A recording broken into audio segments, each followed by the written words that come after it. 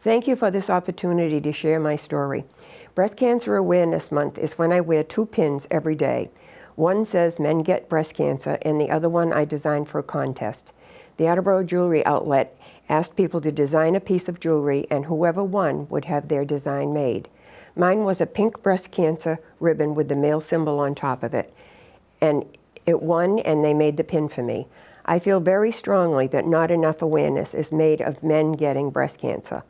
Long ago, about 40 years ago, at my high school class reunion, we had a member who we had not seen for a long time.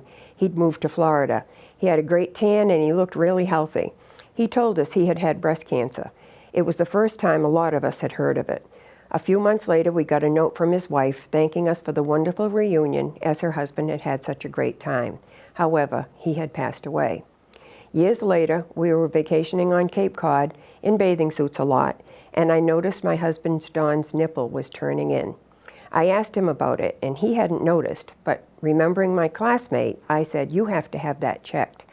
Being a guy, he said, "Well, my physical's next month, I'll ask then."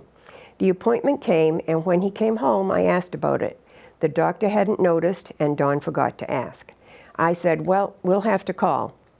He said, "Your physical's next month. You can ask. We have the same doctor."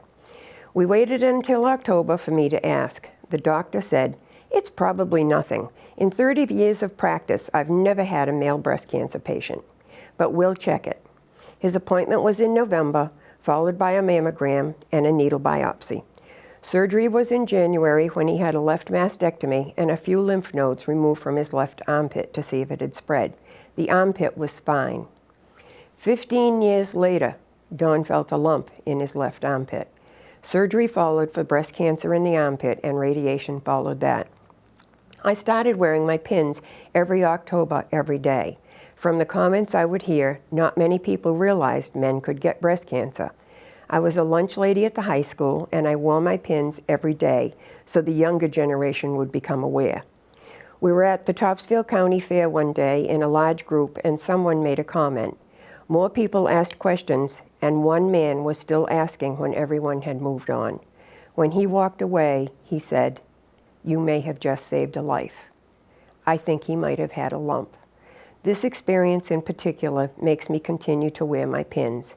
Dawn is doing just fine and has even learned how to deal with a wife who's obsessed with making people aware that men get breast cancer. Thank you for listening.